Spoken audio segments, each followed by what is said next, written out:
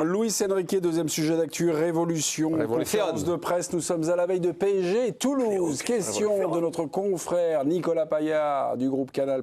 Nuno Mendes avait été testé avant la trêve contre Nice au poste d'ailier. Est-ce qu'on pourrait revoir ça, ces petits changements incessants? Écoutez bien la réponse de Luis Enrique. Ma rêve, c'est de trouver 20 joueurs qui peuvent jouer partout. Et pour ça, tout doit être généré par rapport à que normalement les joueurs, ils préfèrent de jouer dans une position. J'aimerais avoir 20 joueurs qui peuvent jouer partout. Nuno Mendes latéral, Nuno Mendes allié, Nuno Mendes numéro 9, Nuno Mendes Potova, Nuno Mendes moins gardien, qu'on a 3 de très haut niveau. Les restes des joueurs, pour moi, ça serait un rêve. Tu peux imaginer l'entraîneur adversaire, quand il voit l'alignation, il joue partout. Et c'est un rêve, je pense que ce sera très difficile à obtenir ça, mais je chercherai à travailler dans ce sens. Le rêve de Luis Enrique, avoir 20 joueurs qui peuvent jouer partout sur le terrain, et vous, ça vous fait rêver. C'est le retour de l'exceptionnel autoduel. Ouais, il y a un conflit intérieur, un conflit entre une seule personne. Jingle, s'il vous plaît. C'est beau. Laure Le Pailleur est en conflit avec elle-même. Le Pailleur, la manageuse, dit oui. Laure, l'observatrice, dit non. Laure Le Pailleur, la manageuse, aura la priorité ce soir, car nous sommes des grands professionnels. Le Pailleur, la manageuse, dit oui. Vous commencez, je crois qu'on est prêt en régie, on y va. La première chose, c'est que si on avait 20 joueurs qui pouvaient jouer partout, c'est avoir la capacité de mobiliser et de laisser concerner tout un groupe.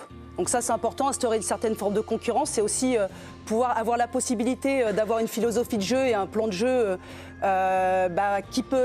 qui peut toujours perdurer parce qu'on peut pallier aux différentes absences. Et puis j'ai envie de dire qu'il a aussi un avantage économique.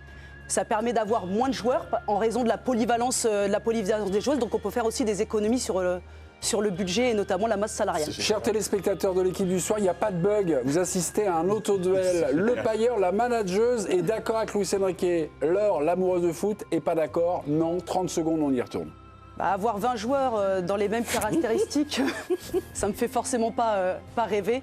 Je pense que ça crée une certaine forme de monotonie et ça laisserait moins de place au spectacle. Je pense qu'on verrait aussi la disparition de certains profils de joueurs. On a souvent oublié, en tout cas, le numéro 10 qui nous faisait tant rêver. Donc, dans ce contexte-là, moi, j'ai toujours envie de me lever par un super geste technique d'un milieu de terrain ou d'un tacle salvateur d'un défenseur ou d'un duel gagné qui, pour moi, ne correspond pas au même profil de joueur. Donc, pour le spectacle... OK. Alors, vous votez pour la manageuse, le Pailleur ou Laure, l'amoureuse du foot, oui ou non? Président, à vous de jouer. Alors là, honnêtement, dans ce duel-là, cet auto-duel, la chroniqueuse a écrasé. Mais la chroniqueuse, c'est les deux, donc c'est la manageuse ou l'amoureuse? Non, c'est Laure ou le Pailleur? Ah, c'est l'amoureuse. L'amoureuse, c'est Laure. Ah, bah évidemment, l'amoureuse du football. Laure, évidemment. Ouais, mais quand on travaille dans un club, on passe à son argent, on pense à... Non, parce qu'il faut quand même être logique. C'est-à-dire que le football aujourd'hui... C'était logique, la vision de la manageuse, non? Pas tant que ça, parce que ça voudrait dire qu'effectivement, l'argument qu'elle a utilisé après était beaucoup plus intéressant, de dire qu'il y a des spécificités sur chaque poste.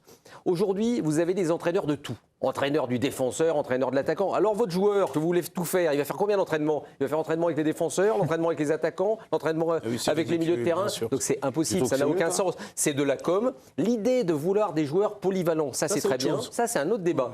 Et puis il en faut, et de plus en plus, on a des joueurs polyvalents. En revanche, savoir qu'un latéral peut être attaquant de pointe, c'est oublier la spécificité de l'attaquant de pointe, qui est le flair, la qualité, savoir se mettre. Donc ça n'a aucun sens. Oui, Eric et Bernard. Mais moi, ça me fait. Je ne comprends pas ce débat parce que c'est un rêve, mais en fait, c'était surtout une réalité. C'était la réalité du football jusqu'à ce qu'on multiplie le nombre de remplacements. On prend un exemple tout bête. Gérard Janvion, un immense joueur. Il a commencé numéro 9, il a joué latéral, il a fini à la Coupe du Monde, c'est un des meilleurs défenseurs au monde dans l'axe, il a fini au Paris Saint-Germain, numéro 10, etc., etc. Pourquoi? Parce qu'à la jeunesse du football, il n'y avait pas de remplacement. Après, il y en a eu un, après, il y en a eu deux, maintenant, il y en a 5. Et m'expliquer qu'un joueur, il doit être corde, être incapable de jouer sur un côté droit s'il joue à gauche, etc., etc. Mais je suis désolé, l'essence même du football, c'est la polyvalence. et que moi, ce qu'explique... Donc c'est pas un rêve, donc vous êtes d'accord Mais c'était plutôt une réalité. C'était la réalité historique Donc du Giroud, football. il va jouer arrière latéral. Pardon? Giroud, il veut jouer arrière latéral. Mais moi, j'ai connu des Jean-Pierre Papin quand je jouais gardien de but. Ouais, il a pas forcément... Non, mais ce qu'il a Alors, me dit, dis pas, Dave, attention. surtout venant Non, de toi, mais j'ai ce pas que le droit dit- d'être ce de que dit mauvaise foi, Bernard, des ce que dit fois. Bernard là, t'as un peu de mauvaise foi aussi, parce Mais non, que mais justement les changements de ça poste fait pas- étaient liés à des joueurs qui, à certains postes, n'étaient plus assez bons. Prenons Dimeco, attaquant, on se dit, comme t'es un peu moins bon, t'as vu, on va te mettre latéral. Jean Villon, il n'a pas joué attaquant de pointe. Pourquoi? Parce qu'à un moment, on s'est rendu compte qu'il avait plus de qualité liée à sa vitesse et à sa prise de couloir pour jouer sur un côté défenseur. Voilà, Après, tout simplement il a pour ça. joué la Coupe du Parce que Monde, le jour où tu verras 82, Ibrahimovic, tu vas dire, tiens, tu vas être arrière droit. on verra. Il était numéro 10. Non, mais il ne faut pas refaire l'histoire. Patrick Battiston, qui était un immense joueur. Et ils sont descendus avec l'âge. Non, il n'est pas Ils sont commencé descendus numéro avec 9, l'âge. Mais il a joué de partout au milieu de terrain. Christian Et Lopez, qui était défenseur un aussi. libéraux, la finale France-RFA, il est rentré quoi? Il est rentré au milieu de terrain, etc.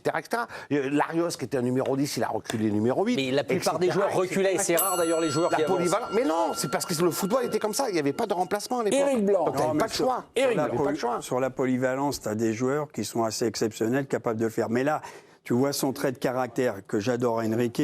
Bon, mais lui, c'est plus qu'un entraîneur. Aujourd'hui, c'est un Mac. C'est un proxénète du ballon.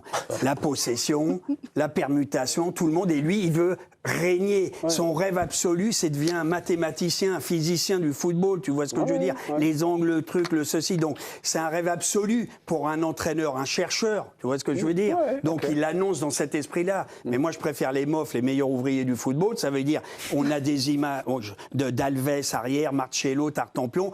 On n'arrivera jamais à trouver un mec qui soit aussi bon. Il peut être polyvalent, rendre service, Camavinga joue arrière gauche, Chouameni à Madrid à dépanner central, etc. Valverde. Mais il y en a plein. Mais Valverde au Real. c'est ponctuel par rapport à une absence. Moi, je suis contre le fait de maquer tout le monde dans un process. Dave, voilà. je vous repasse la main derrière Éric Blanc. Éric nous dit presque que c'est de l'ordre de l'utopie. Voilà, mais ce qu'on a vu la saison dernière, juste sur le milieu de terrain, que ces permutations incessantes, ce diable de Tasmanie Détroit, c'était quelque chose de remarquable, Oui, de d'assez remarquable, mais fantastique à voir. on était sur la permutation de milieu de terrain qui se déplaçait dans une zone, dans une autre, etc. On n'était pas sur cette utopie. Mais vous avez raison, je pense que pas c'est ça une le terme. utopie. Si, en plus il le formule comme Joao ça, il dit Neves, c'est un rêve qui ne verra jamais le jour. Latéral droit. Il est là le truc, oui, mais tu me prends des exemples. Platini a joué 10, il a joué 10 toute sa vie, il n'a pas joué, il a pas joué défenseur central. Je veux dire, voilà. Il aurait été meilleur latéral gauche. Peut-être. Non, mais il y a ce truc. Non, mais il y a ce truc-là. Il y a ce truc-là des entraîneurs un peu chercheurs. Par exemple, Arrigo Sacchi, Le Grand Milan. Le Grand Milan, voilà exactement. Il avait donné sa définition de l'équipe parfaite. L'équipe parfaite, pour lui, c'est une équipe qui n'aurait pas besoin du gardien de but, parce qu'elle ne concéderait jamais rien, en fait, en quelque sorte. Voilà, mais c'est une sorte d'utopie, c'est une sorte de truc comme ça qu'on lance, mais... Je me souviens de Thiago Motta aussi. Thiago Motta, quand il avait expliqué le foot de demain. Moi, mon rêve, Voilà. c'est un gardien qui intègre le milieu de terrain. Et comme ça, finalement, on joue avec 11 joueurs. Donc, logiquement, un de plus qu'adversaire. Voilà, tout à fait. Mais c'est une sorte, voilà, c'est un peu... Ils passent tellement leur temps à gamberger, à quasiment avoir un échiquier dans la tête, enfin un terrain de foot en guise d'échiquier, qu'en fait, ils s'amusent un petit peu, mais comme ça, sur un truc comme ça, presque théorique, un peu comme les scientifiques, vous savez, ils font leurs expériences à vide, mais c'est pas des expériences pratiques. En pratique, évidemment, un numéro 9, il a un flair, il a un savoir-faire. Moi, par rapport aux multinationales, je suis pour l'artisanat et je veux des meilleur ouvrier de football. La chroniqueuse face à la manageuse, eh bien, c'est l'heure qui gagne contre la professionnelle. Voilà, c'est toujours l'âme de l'équipe du soir, l'humain avant la profession, mes amis. 73. Je pensais que les gens allaient être séduits par le côté. Elle a réussi à faire 100%. Des nouvelles du naufragé président Penaud. Alors, avez-vous convaincu ou pas? Bon, à 92%, vous n'avez pas tout à fait. Il avait été présenté de toute façon. La noyade est là. Alors attention. Essaye de défendre un débat quand on entend l'eau autour de toi. Hervé, j'ai failli même perdre des centimètres. s'il vous plaît, Hervé n'a pas survécu.